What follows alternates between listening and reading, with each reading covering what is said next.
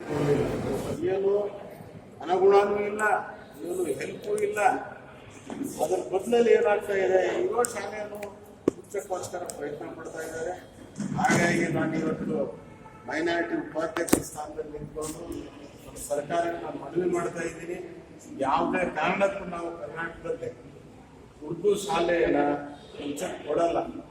ಇದಕ್ಕೆ ನಾವು ಇನ್ನೂ ಹೋರಾಟ ಮಾಡ್ತೀವಿ. ಇವತ್ತು ಒಂದು ಜಿಲ್ಲೆಯಿಂದ ಬಂದಿದ್ದಾರೆ.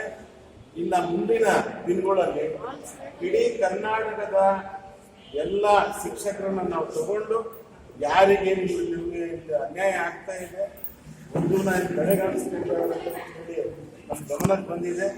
ಹಾಗಾಗಿ ಇವನ್ನ ನಾವು ತಗೊಂಡು ಇಡೀ ರಾಜ್ಯದಲ್ಲಿ ಹೋರಾಟ ಮಾಡಬೇಕಂತ ಹೇಳಿ ತೀರ್ಮಾನ ಮಾಡಿದ್ದೀವಿ. ಬೇಡಿಕೆ ನಮಗೆ ಈಗ ಶಿಕ್ಷಕರಲ್ಲಿ ಒಂದು 600 ಟೀಚರ್ಸ್ ಇದ್ದಾರೆ. ಅವ್ರನ್ನ ಇದುವರೆಗೂ 9 ತಿಂಗಳಿಂದ ಅವ್ರ ನಯಾ ಪೈಸಾ ಸ್ಯಾಲ್ರಿ ತರ ಏನು ನಮಗೆ ಸ್ಯಾಲ್ರಿ ಇರಲಿ, ಒಂದು ಹೆಲ್ಪ್ ಇರಲಿ. ಅಲ್ಲ, ಈ ಸರ್ಕಾರಕ್ಕೆ ನಾಚಿಕೆ ಆಗಬೇಕು. ಅದರಲ್ಲೇ ಕೈಯಿಂದ ದುಡ್ಡಾಕಿ ಮಕ್ಕಳನ್ನ ಮನೆಯಿಂದ ಕರ್ಕೊಂಡ್ಬಂದು ವಿದ್ಯಾಭ್ಯಾಸ ಕೊಡ್ತಿದ್ದಾರೆ ಅಂತ ಕೇಳಿದ್ರೆ ಅವರಲ್ಲಿ ಆ ಉರ್ದು ಪ್ರೇಮ ಇದಕ್ಕೋಸ್ಕರ ನಾವು ನಮ್ಮ ಮಾದರಿ ಜುಬಾನು ಉರ್ದು ಅಂತ ಹೇಳ್ತೀವಿ.